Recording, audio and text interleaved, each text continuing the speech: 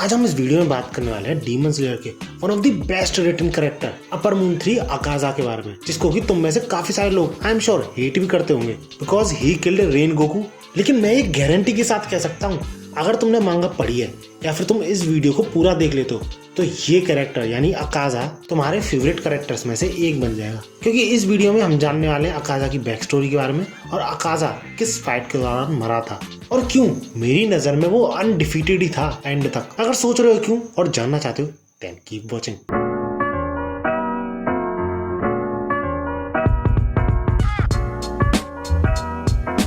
तो यार मेरी इस वीडियो के बाद जब इन्फिनिटी कैसल आर्क शुरू होता है तो उस आर्क के दौरान सारे डीमन स्लेयर्स एक दूसरे से अलग हो जाते हैं। अब इसका रीजन हम फ्यूचर की वीडियोस में देखेंगे, लेकिन फिलहाल तांजीरो और गियो किसी तरह एक दूसरे से मिल जाते हैं तो उनका सामना होता है एक ऐसे डीमन से जिससे कि तांजीरो को रेनगोकू का बदला लेना था, यानी अपर मून 3 अकाजा। और जब एंड में तांजीरो अकाजा को भगोड़ा बोलता है, कमजोर बोलता है, तब अकाजा को भी काफी ज्यादा गुस्सा आता है। मूवी के दौरान तुमने देखा ही होगा। तो इसलिए जैसे ये एक दूसरे को देखते हैं तो तुरंत ही एक दूसरे पे हमला शुरू कर देते हैं। लेकिन अकाजा को क्या पता था कि तांजीरो पिछली बार से काफी ज्यादा बदल चुका है। इनफैक्ट वो अब कॉन्शियसली डीमन स्लेयर मार्क का यूज कर सकता था। अगर सोच रहे हो कैसे और जानना चाहते हो तो मैंने इस वीडियो में डिटेल में एक्सप्लेन कर रखा है इफ यू वांट। और इसी डीमन स्लेयर मार्क की वजह से अकाजा का वार तांजीरो डॉज तो करता ही है और साथ ही साथ उसे डैमेज भी पहुंचा देता है उसका हाथ काट के। और ऐसा करके तांजीरो को खुद में भी थोड़ा कॉन्फिडेंस आता है क्योंकि यार अपर मून 3 को डैमेज पहुंचाया उसका अटैक डॉज करके कोई छोटी बात नहीं थी। और वो डिसाइड करता है कि अगला बार उसके गले पे ही करेगा। लेकिन तभी अकाजा उस पे अचानक से वार कर देता है और ऑलमोस्ट तांजीरो को मुंडी अलग ही कर चुका होता है। लेकिन फिर से तांजीरो उसका अटैक तो डॉज करता ही है, लेकिन इस बार उसके चेहरे पे भी डैमेज पहुंचाता है। और ये सब देख के अकाजा कंप्लीटली शॉक में चला जाता है। और सिर्फ अकाजा ही नहीं, वहां पे प्रेजेंट गियो भी काफी ज्यादा शॉक में होता है कि तांजीरो की टेक्निक्स काफी ज्यादा इंप्रूव हो गई है पहले से। लेकिन यार तांजीरो सिर्फ इतना करने में ही पसीने छोड़ चुका होता है। एंड असाइड दैट गियो ये कंफर्म करता है तांजीरो की पावर सच में पिलर के कंपेरेबल हो चुकी है, क्योंकि अभी गियो ने अटैक करना शुरू भी नहीं किया है। तांजीरो अकेला ही अपर मून 3 अकाजा को संभाल रहा है। और ये सब देख के गियो पिछली बातें याद करने लग जाता है तांजीरो की और यही सोच रहा होता है कि तांजीरो कहाँ पर था जब वो उससे मिला था और आज कहाँ पहुंच चुका है सिर्फ और सिर्फ अपनी बहन के लिए। और वही नहीं, अकाजा खुद ये बोलता है कि उस दिन जब रेनगोकू ने ये बोला था कि ये बच्चा वीक नहीं है, इसे वीक मत बोलो और इंसल्ट मत करो, तो वो सही था, तुम वीक नहीं हो, जिस वजह से मैं तुम्हारी रेस्पेक्ट करता हूँ। लेकिन इसके तुरंत ही बाद वो अपनी डीमन आर्ट का यूज करके अपने एक्शंस के थ्रू ये क्लियर कर देता है कि सीरियस होने का टाइम आ चुका है। इसके बाद हमें ये दिखाया जाता है कि गियो भी अकाजा के साथ बैटल में एंगेज हो चुका होता है, अपनी वाटर ब्रीदिंग का यूज कर रहा होता है। और जब गियो अपने 11th फॉर्म का यूज करता है अकाजा के अगेंस्ट में तो अकाजा काफी ज्यादा सरप्राइज हो जाता है, क्योंकि आज से पहले उसने ऐसी टेक्निक कभी नहीं देखी थी। ऑब्वियसली क्योंकि 11th फॉर्म गियो ने खुद क्रिएट की थी, बताओ। और बंदा खुद को पिलर के बराबर नहीं समझता।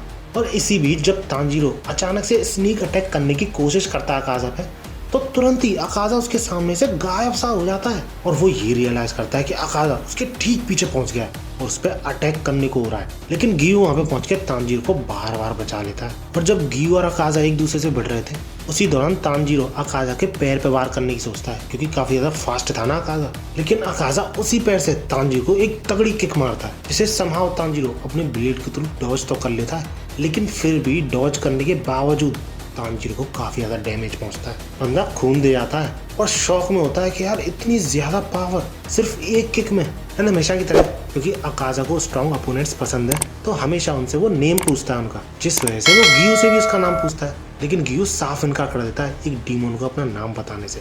लेकिन अकाजा ये कहता है कोई बात नहीं, तुम मत बताओ, मैं तुमसे पूछता रहूंगा अगेन एंड अगेन। जिसके बाद अकाजा गियो को भी एक बहुत तगड़ी किक मारता है, जिससे गियो अपने ब्लेड के थ्रू डॉज तो करता है, लेकिन उस किक में इतनी ज्यादा पावर होती है तो गियो यार 3-4 दीवारों के पार जाके गिरता है, जिस वजह से तांजीरो के मुंह से निकल ही जाता है कि गियो-सान। और इसी मूवमेंट में उसके बोलने की वजह से अकाजा को उसका नाम भी पता चल जाता है। बट ये प्रॉब्लम की बात तो ये थी कि अकाजा को इस बार तांजीरो को अकेले संभालना था। उन दोनों की फाइट शुरू हो जाती है। अब क्योंकि इस फाइट के दौरान तांजीरो अच्छा खासा कीप अप कर पा रहा था अकाजा के साथ, तो अकाजा उसे एक्नॉलेज करते हुए ये बोलता है, मान गए भाई तेरे मूवमेंट्स को, तूने जरूर काफी ज्यादा ट्रेनिंग करी होगी इतने छोटे से टाइम पीरियड में। और इसी के साथ वो यही बोलता है, बट यार कुछ भी कहो, रेनगोकू ने बहुत अमेजिंग जॉब की है, तुम उस रात कुछ भी नहीं थे, जमीन पे पड़े हुए एक वीकलिंग से ज्यादा, लेकिन अब देखो तुम्हें।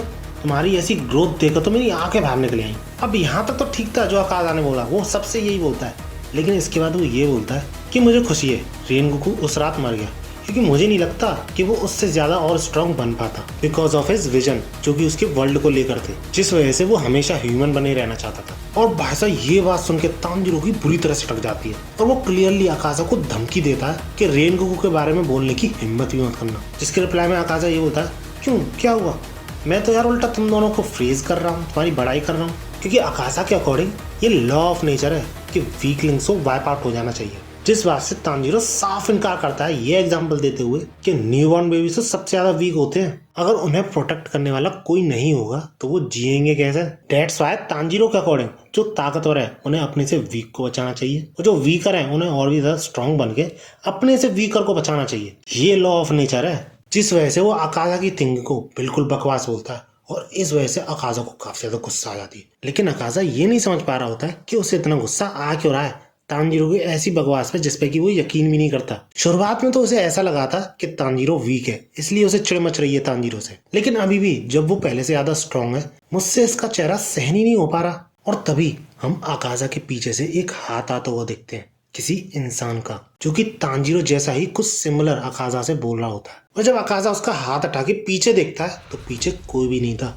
क्योंकि ये सब अकाज़ा की एक इमेजिनेशन थी, मेमोरी थी। अब इस चीज को देख के तांजीरो भी सोच में कि भैया ये हवा में ही हाथों को क्यों मारने लग रहा है, लेकिन क्योंकि अब अकाज़ा काफी ज्यादा पिस्ड ऑफ हो चुका था तांजीरो से, तो वो तांजीरो पे सीधा अटैक करता है। और ये अटैक पिछले अटैक से काफी ज्यादा पावरफुल था और इवन काफी ज्यादा फास्ट भी था। जिसके बाद फिर से तांजीरो के पलक झपकने से पहले अकाज़ा फिर से उस पर वार करता है। अब तांजीरो अकाज़ा के ये सारे अटैक्स देख के इसी सोच में होता है कि ये सारे अटैक्स अकाज़ा के इतने पावरफुल और इतने प्रिसाइज हैं कि ऐसा महसूस हो रहा है कि वो सारे अटैक्स उसके वाइटल्स और ओपनिंग्स की तरफ अट्रैक्ट हो रहे हैं। जिसके बाद उसने अकाज़ा की जितनी भी बातें सुनी है उसमें से वो कुछ ढूंढने की कोशिश करता है, उसका पॉइंट ऑफ व्यू, उसने क्या चीजें बोली थी। और इसी सोचने के दौरान जब अकाज़ा तांजीरो पे अटैक करता है तो काउंटर अटैक में जब तांजीरो उस पर अटैक करता है तो फाइनली ये वार अकाज़ा के गले तक पहुंच चुका होता है। इसके बाद बहुत तगड़ी चीज दिखाई जाती है। I am telling you, Rengoku का जो छोटा भाई था उसे ढूंढने पर एक लेटर मिला था जो कि उसके एंसेस्टर यानी कि बहुत पहले के फ्लेम प्लेयर ने लिख रखा था, जो कि डायरेक्ट कांटेक्ट में था। गैस किसके?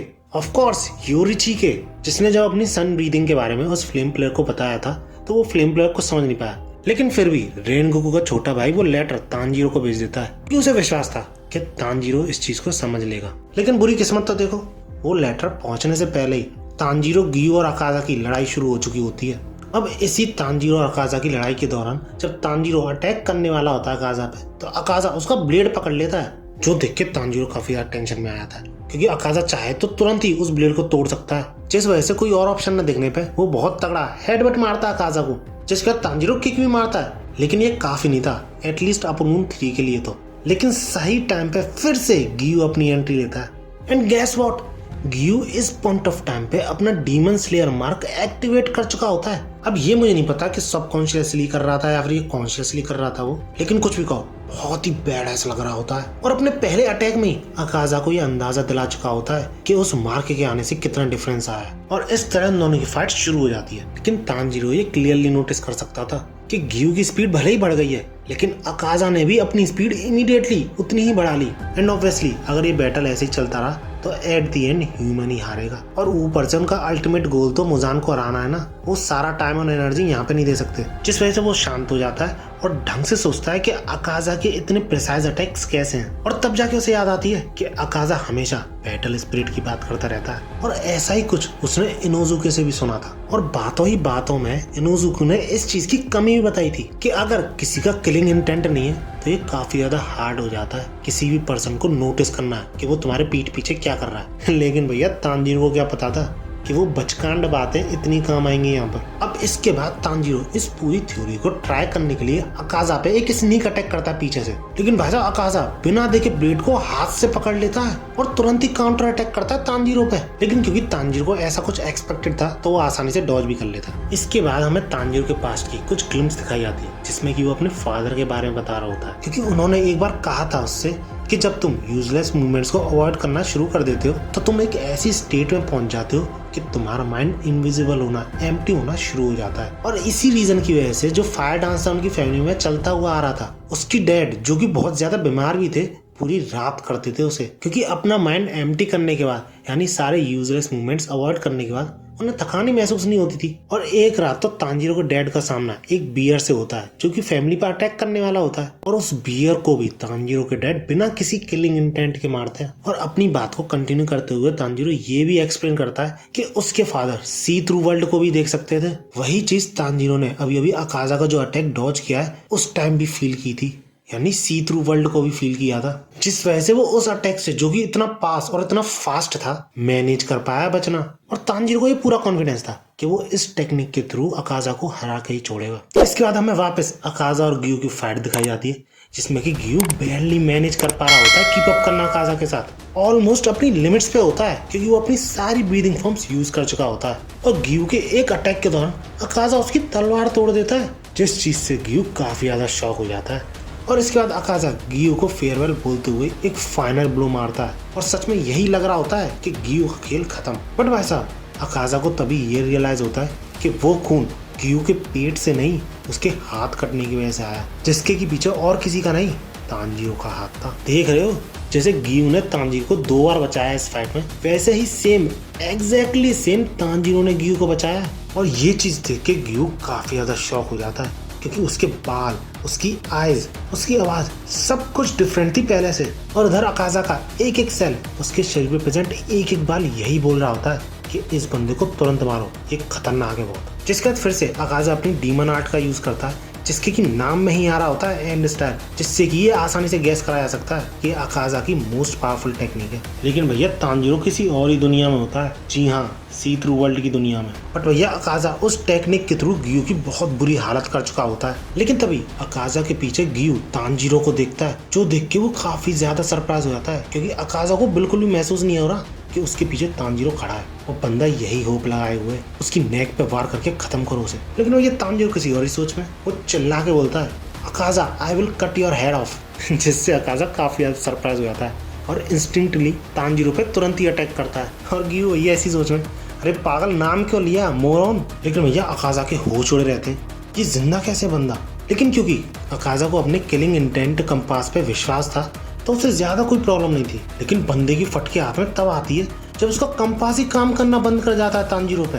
जिसके बाद अकाजा तुरंत ही ये रियलाइज कर लेता है कि इस बंदे की बैटल स्पिरिट गायब हो गई है। और इससे पहले कि अकाजा को सोच पाता या फिर कर पाता, तांजीरो अकाजा की मुंडी धड़ से अलग कर देता है और अकाजा के लास्ट वर्ड्स यही निकलते हैं, इम्पॉसिबल। अब क्योंकि अकाजा का सिर डिसइंटीग्रेट हो जाता है तो वो लोग यही सोच रहे होते हैं कि वो जीत गए, स्पेशली तांजीरो। लेकिन शॉकिंग ये था कि अकाजा का शरीर डिसइंटीग्रेट होना शुरू भी नहीं हुआ था, जो देख के गियो के होश हो जाते हैं। और ये भी अगर काफी नहीं था तो अकाजा फिर से अपना कंपास यूज करना शुरू कर देता है, यानी अपनी डीमन आर्ट को। और जहाँ से अकाजा का सिर अलग हुआ था उस जगह को अकाजा अजीब तरीके से सील कर लेता है। और भैया तांजीरो ये सी थ्रू वर्ल्ड यूज करके और वो डीमन स्लेयर मार्क यूज करके अपनी लिमिट्स पे होता है, तो अकाजा के सिंपल अटैक्स को भी डॉज नहीं कर पाता है। अब ये सब देख के तांजीरो यही सोच रहा होता है कि अकाजा कुछ और ही बनता जा रहा है। यानी तुम खुद ही सोचो, कोई भी डीमन सर अलग होने के बाद मर ही जाता है ना?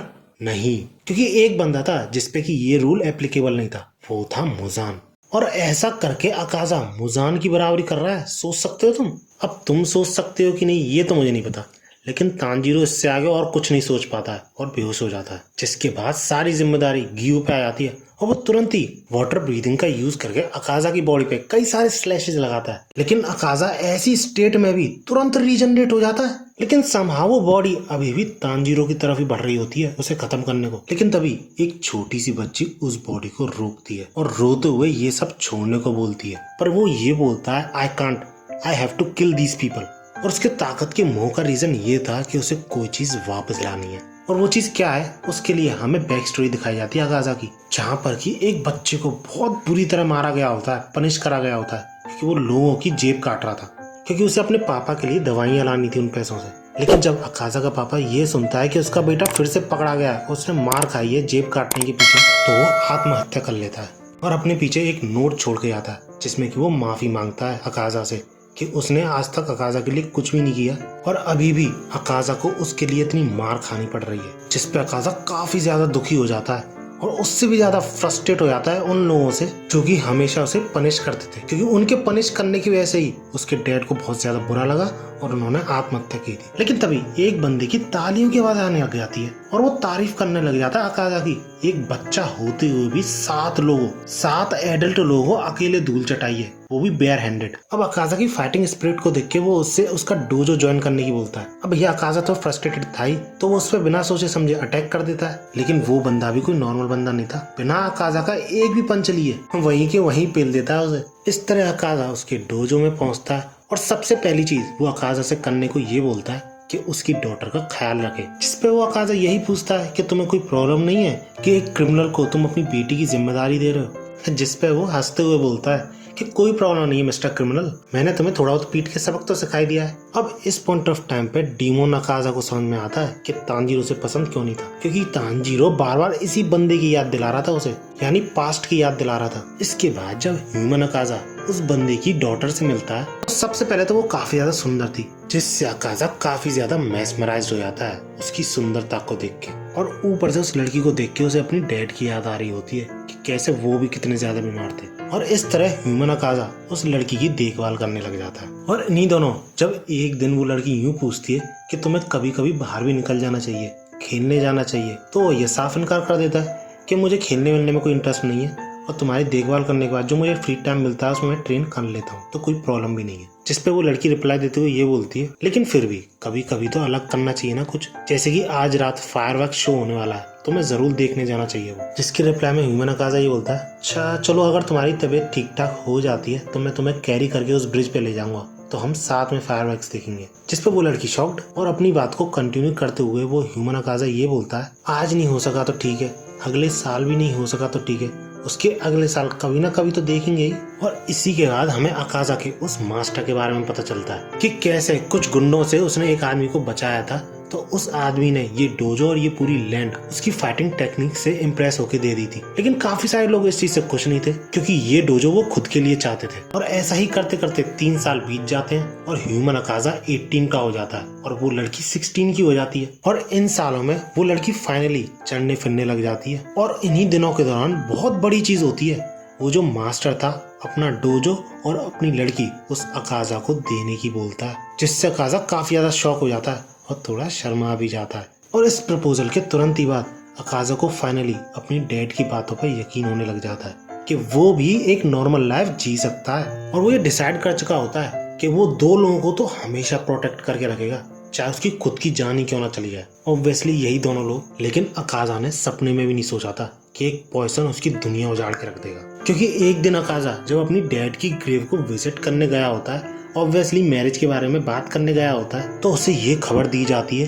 कि वेल का जो पानी था उसमें पॉइजन मिला दिया गया था, जो सुन के पसीने छूटने लग जाते हैं अकाजा के। और पॉइजन की हेल्प लोगों ने इसलिए ली थी क्योंकि वो अकाजा के मास्टर को डायरेक्ट फाइट में हरा ही नहीं सकते थे। और शॉकिंगली मास्टर को तो मारा ही, उसके साथ साथ उसकी बेटी को भी मार दिया था उन लोगों ने, इतने घिनौने थे। और ये सुन के हमें अकाजा और उस मास्टर की बेटी के बीच के पल दिखाए जाते हैं, जहाँ पर कि वो फायरवर्क्स देख रहे होते हैं। और इसी मोमेंट ऑफ टाइम में वो लड़की अकाजा को अपना लव कन्फेस करती है, क्योंकि जो उसने ये बात बोली थी कि हम अगले साल भी देख सकते हैं या फिर उसके अगले साल देखेंगे फायरवर्क्स, उसने उसे काफी ज्यादा हिम्मत दी थी सही होने की। आई एम श्योर तुमने मोस्ट वायरल रील भी देखी होगी, जो कि काफी ज्यादा वायरल भी हुई थी इंस्टाग्राम पर जब सीजन 3 आने वाला था डीमन स्लेयर।